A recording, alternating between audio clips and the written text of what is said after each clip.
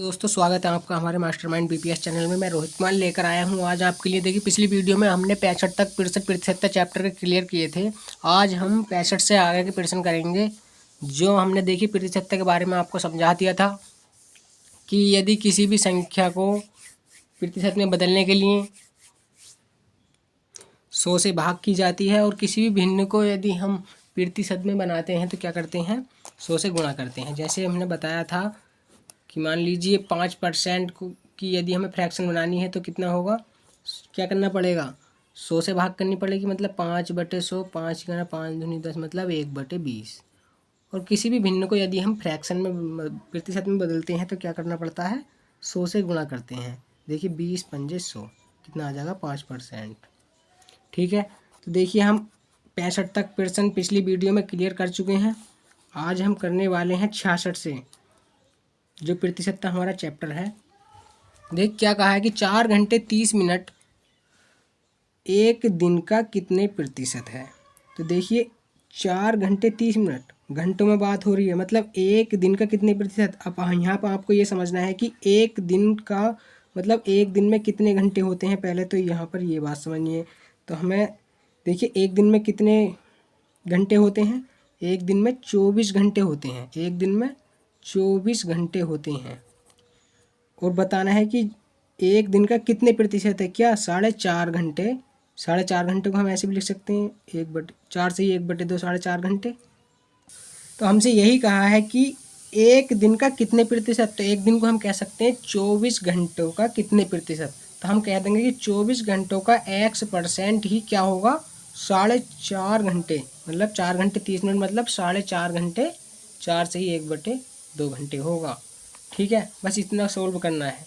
तो देखिए 24 गुणा x/100 और बराबर कितना हो जाएगा, 4 दूनी 8 और 1 9/2। ठीक है, तो यहाँ से काट लेंगे। देखिए 3 तिया 9, 3 अट्ठे 24, 4 से काट लेंगे इसको, 4 दूनी 8 और 4 से कितना 25 बार। ठीक है, तो यहाँ से देखिए कितना हो जाएगा, 25 तिया 75 और 2 दूनी 4 मतलब x बराबर कितना हो जाएगा, 75/4। कितना हो जाएगा, देखिए 25 तिया 75 और 2 की गुणा हो जाएगी इसमें, 2 दूनी 4, 75/4 मतलब देखिए इसे काट लेंगे, मतलब भाग कीजिए। 4 ही करना 4 और 8 18 से ही 3/4 प्रतिशत। ठीक है, चलिए अगला सवाल देखते हैं क्या कहा है अगले सवाल में।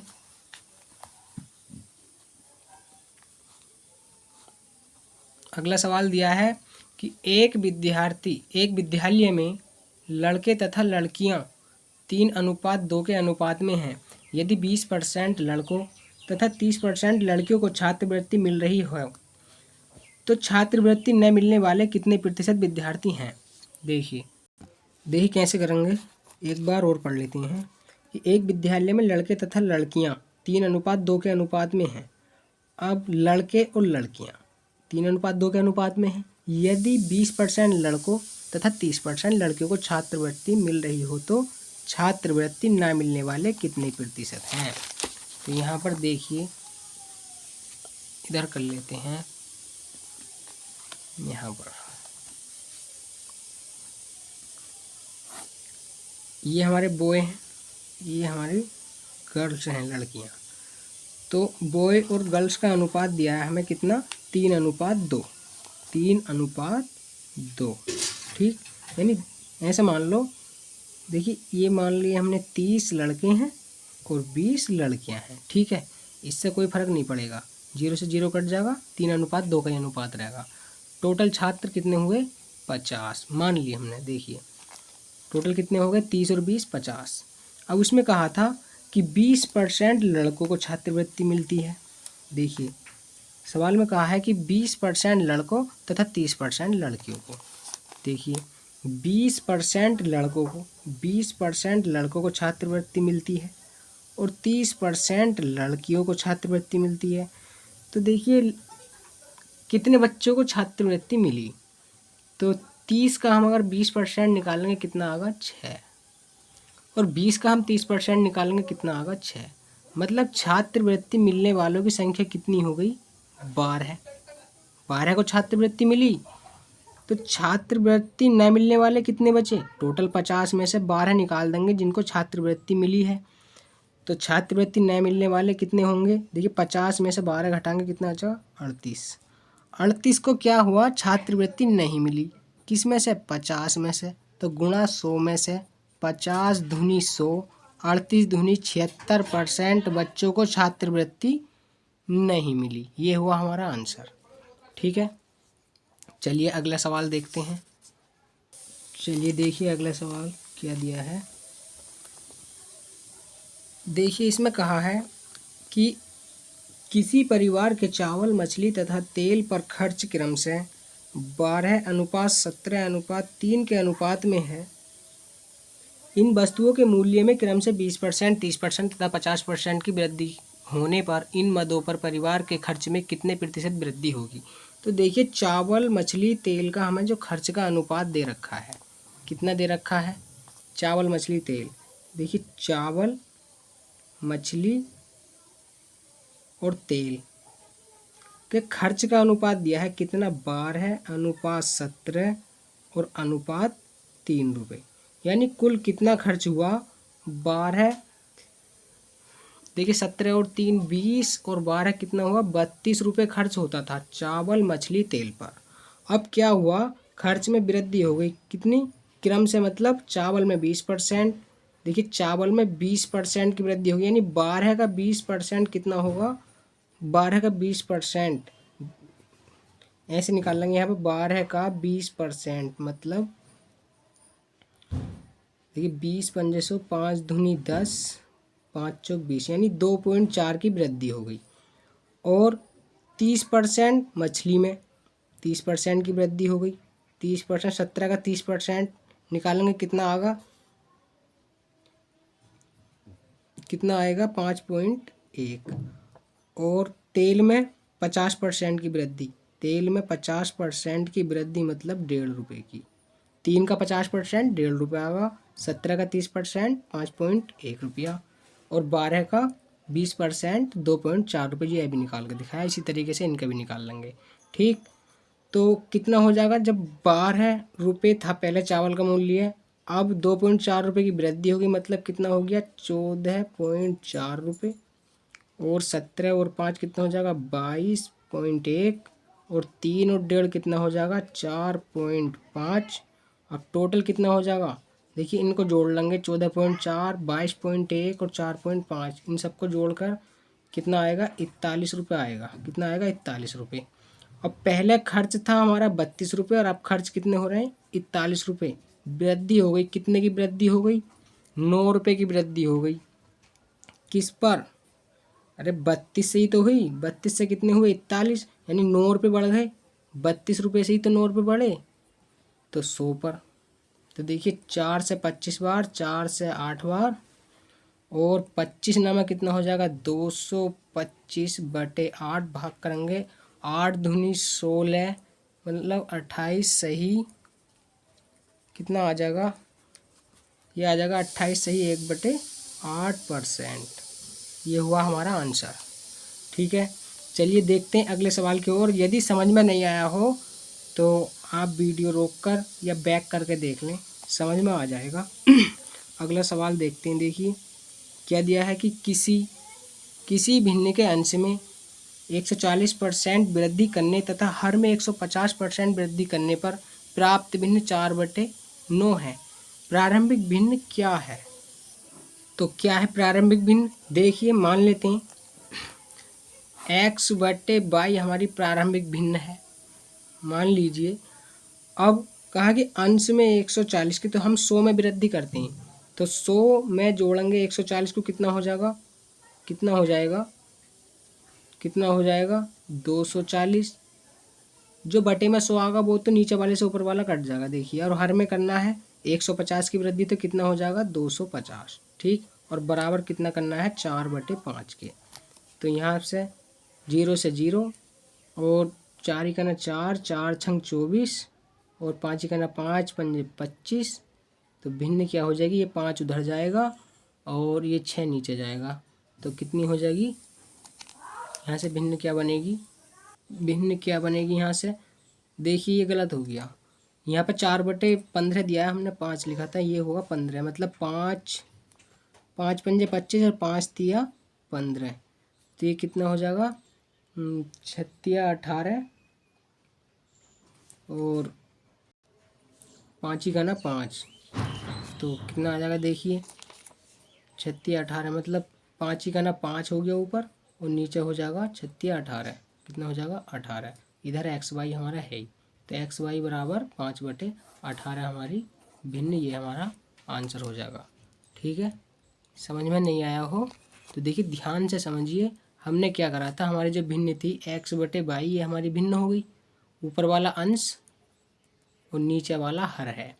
अब कहा अंश में 140 की वृद्धि तो हमारा हो गया 240, हर में 150 की वृद्धि तो हमारा हो गया 250। 0 से 0 काटा, यहाँ पर 4 से काटा, 24 को 6 बार, ठीक, और 5 से 25 को काटा 5 बार, 5 पंजे 25, 5 तिया 15। अब 6 की गुणा होगी इधर, देखो 6 18 नीचे आ जाएगा, 5 की उधर गुणा हो जाएगी, 5 ही का ना 5, ऊपर 5 हो गया उधर, और 6 नीचे 18 हो, देखो 5 ही का ना 5 हो गया ऊपर, और 6 18 नीचे हो गया, देखो 5 ही का ना 5 ये लिख दिया इधर, और 6 18। ठीक, इधर हमारा एक्स वाई इस तरीके से चली रहा है। तो पूछा था कि प्रारंभिक भिन्न क्या होगी, तो प्रारंभिक भिन्न हमारी 5/18। चलिए अगले सवाल की ओर देखते हैं। देखिए ये भी बिल्कुल सेम सवाल है, किसी भिन्न के अंश में 250 की वृद्धि करने पर हर में 400 की वृद्धि करने पर इतना भिन्न प्राप्त होता है। तो देखिए 100 में जोड़ देंगे, अंश में कितना हो जाएगा, 350 हो जाएगा, और हर में 500 हो जाएगा। जैसा सवाल ये करा है बिल्कुल सेम सवाल है, ये आपको करना है। ठीक है, अगले सवाल की ओर चलते हैं। देखिए अगला सवाल दिया है हमें कि एक व्यक्ति 3500 रुपये प्रति माह खर्च करने के बाद अपनी मासिक आय का 12.5% खर्च करता है, उसकी मासिक आय कितनी है। तो देखिए कैसे करेंगे, इधर कर लेते हैं इसी पर। चलिए देखिए दिया है कि एक व्यक्ति 3500 रुपये प्रति माह खर्च करता है और उसके बाद अपनी आय का 12.5% बचाता है। तो देखिए यहाँ पर जो हमें दिया है 12.5%, 12.5%, 12.5%, 1/2%। 12.5% की हम भिन्न बनाएंगे कैसे, 12 दूनी 24 और 25/2। देखिए 25/2, 100 से भाग करके 25 चौका 100 मतलब 1/, कितनी बनेगी 1/8। ठीक, तो 12.5% की हमने फ्रैक्शन बनाई 1/8। माना हमारी जो आय थी, कुल आय जो कुल धनराशि थी कितनी थी, 8 रुपये थी। 8 का 12.5% क्या करता है, बचाता है। कितना बचाता है, 1 रुपया बचाता है। इसमें कहा ना कि अपनी मासिक आय का 12.5% बचाता है। मेरी मासिक आय 8 रुपये है, 8 का 12.5% कितना आया, 1 रुपया। क्या करता हूँ, बचाता हूँ। 1 रुपया जब बचाता हूँ तो खर्च कितना करता हूँ, 7 रुपये। लेकिन यहाँ पर कहा है खर्च करता है 3500 रुपये, यानी 7 का मान 3500, 7 नहीं 3500। कितने गुना होगा, 7 पंजे 35 मतलब कितने गुना हुआ, 500 गुना हुआ। 500 गुना हुआ ना, तो मेरी आय कितनी होगी, आय कितनी होगी, तो आय का 500 गुना करेंगे, 8 पंजे 40 मतलब 4000 रुपये मेरी आय होगी। ठीक है, 4000 रुपये आय होगी, ये हमारा आंसर हुआ। तो इसमें पूछा था कि उसकी मासिक आय कितनी, 4000 रुपये मासिक आय। ठीक है, चलिए अगले सवाल की ओर। क्या कहा है अगले सवाल में, देखिए कि एक खनिज में 12% तांबा है, 69 किलोग्राम तांबा प्राप्त करने हेतु कितने खनिज की आवश्यकता होगी। तो देखिए एक खनिज में 12.5% तांबा है, चलिए 12.5% तांबा है, यहीं पर कर लेते हैं। चलिए देखिए कहा है कि एक खनिज में 12% तांबा, तो 12% की हम फ्रैक्शन बना लेंगे, 12%। देखिए 12% की फ्रैक्शन बनाएंगे। देखिए 12/100 मतलब 4 तिया 12 और 4 से काटेंगे इसे, 4 से काटेंगे 25 बार, तो कितना होगा 3/25।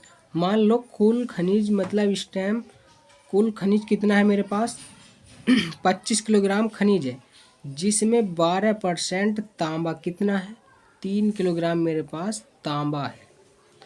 जब 25 किलो खनिज में 12% तांबा यानी 3 किलो तांबा है, तो उसने कहा है कि 69 किलोग्राम मुझे तांबा चाहिए, तो कितने खनिज की आवश्यकता होगी।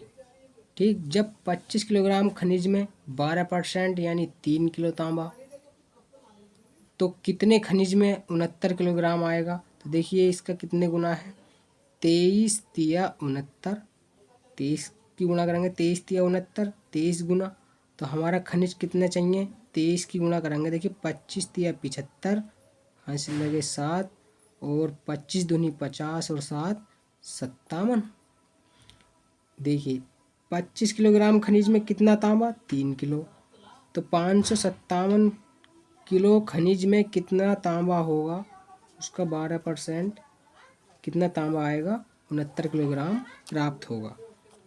अब यही कहा था एक खनिज में 12.5% तांबा है, 69 किलोग्राम तांबा प्राप्त करने हेतु कितने खनिज की आवश्यकता होगी, कितने खनिज की आवश्यकता होगी 557 किलोग्राम, 557 किलोग्राम खनिज की आवश्यकता होगी 69 किलोग्राम तांबा प्राप्त करने के लिए। ठीक, चलिए अगले सवाल की ओर। देखिए अगला सवाल दिया है 5% कमीशन काटने के बाद एक टीवी का मूल्य इतने रुपए हो जाता है, इसका प्रारंभिक मूल्य कितना है। तो देखिए कैसे करेंगे, ये दिया हमें, देखिए 5% कमीशन काटने के बाद टीवी का मूल्य इतने रुपए, तो 5% की हम फ्रैक्शन बनाएंगे कितना, 5% की फ्रैक्शन बनाएंगे, 5% मतलब 5% 1/20, अरे 1/20 होगी 5% की फ्रैक्शन। तो उसने कहा है देखिए कि 5% कमीशन काटने के बाद टीवी का मूल्य इतने रुपए। तो मान लीजिए मेरा जो मूल्य था 20 रुपये था, ठीक है, 5% कमीशन काटा, कितना काट लिया 1 रुपया काट लिया, तो मूल्य अब कितना हो जाएगा, 1 रुपया घटा देंगे 20 में से, कितना हो जाएगा 19 रुपये हो जाएगा मूल्य। और उसने कहा है कि 5% कमीशन काटने के बाद मूल्य 38 इतने रुपये हो जाता है। अब हमने जो अपनी राशि का 5% काटा 1 रुपया, हमारा मूल्य हो गया 19 नहीं कितना इतने रुपये। तो देखिए 19 दूनी 38, 19 दूनी 38 जीरो, 19 दूनी 38 3 में नहीं जाएगी, फिर 19 दूनी 38 जीरो ऐसे आ जाएगा। ठीक है, यानी 19 का इतने गुना, तो 20 का हम इतने गुना कर देंगे, आंसर आ जाएगा। वह राशि कितनी होगी, देखिए 0, 2 दूनी 4, 2 0 0 और 2 दूनी 4 0 4, ये हमारी राशि। उसने पूछा था कि इसका प्रारंभिक मूल्य कितना होगा, तो प्रारंभिक मूल्य 40,400 रुपये। ठीक, चलिए अगले सवाल की ओर। क्या दिया है,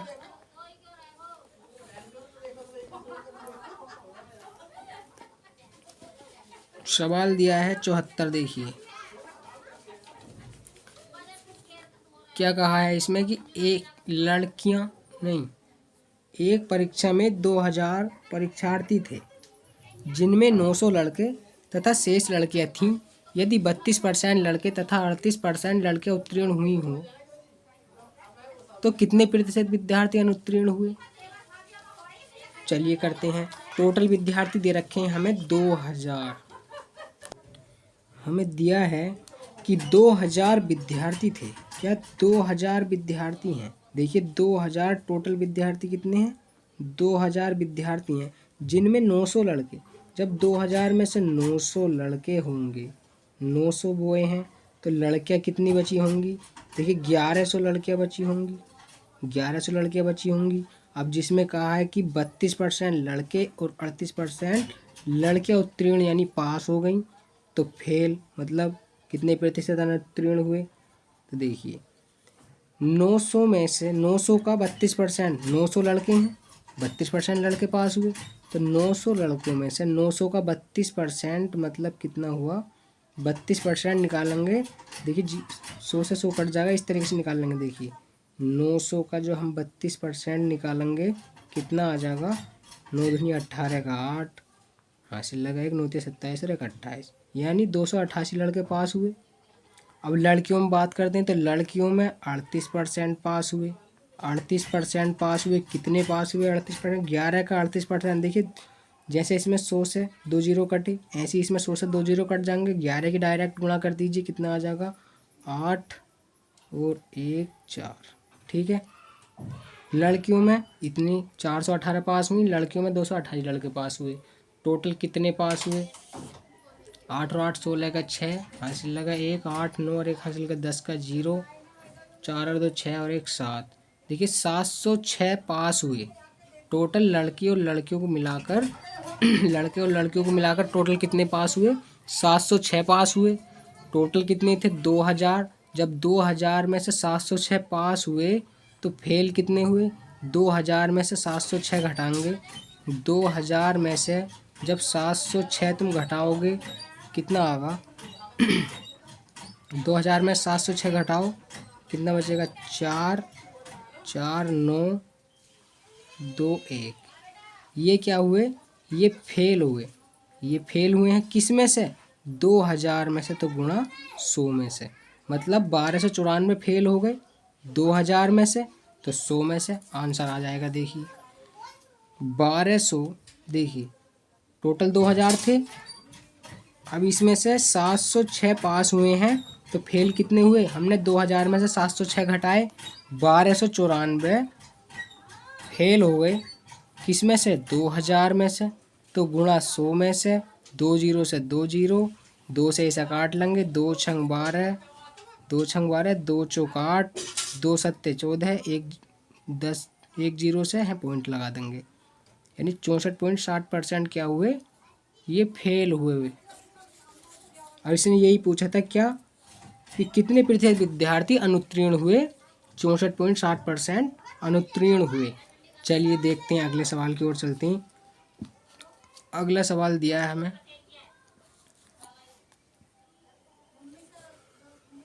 एक परीक्षा में एक छात्र 20% अंक लेकर 30 अंकों से अनुत्तीर्ण हो गया तथा दूसरे छात्र ने 32% अंक लेकर उत्तीर्ण होने के लिए आवश्यक अंकों से 42 अंक अधिक प्राप्त किए। उत्तीर्ण होने के लिए कितने प्रतिशत अंक लेने होंगे। देखिए 2 छात्र हैं, एक छात्र 20% अंक लाया और 30 अंकों से फेल हो गया, और दूसरा छात्र 32% अंक लाने से उत्तीर्ण होने से भी 42% अंक अधिक लाता है। तो देखिए कैसे करेंगे, चलिए इधर देख लेते हैं। 2 छात्र हैं इसमें देखिए पहला छात्र और दूसरा छात्र ये है। ठीक है, कहा है कि एक छात्र, जो पहला छात्र है वो 20% अंक लाया, ये 20% अंक लाता है। दूसरा छात्र कितने अंक लाया, कितने प्रतिशत, 32% अंक लाता है। अब पहला छात्र 20 अंकों से फेल हुआ और दूसरा छात्र 32% लेकर उत्तीर्ण होने से, मतलब पास होने से भी 42 अंक अधिक लाया। 42 अंक अधिक लाया, मतलब पास तो है, पास से 42 अंक और अधिक लाया। अब हमने क्या करना है, पहले वाले को भी देखिए पास करवाना है, तो हम दूसरे वाले से, मैंने कहा भाई साहब जो पहले वाला है उसको क्या करना होगा पास होने के लिए, मतलब तुम्हारी बराबर आने के लिए क्या करना होगा।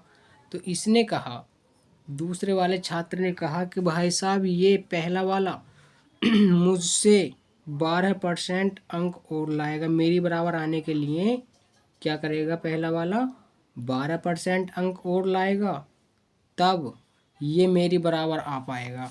मतलब 30%, 30 अंकों की भी पूर्ति हो जाएगी और प्लस जो 42 नंबर में अधिक लाया हूँ वो भी ले आएगा मेरी बराबर।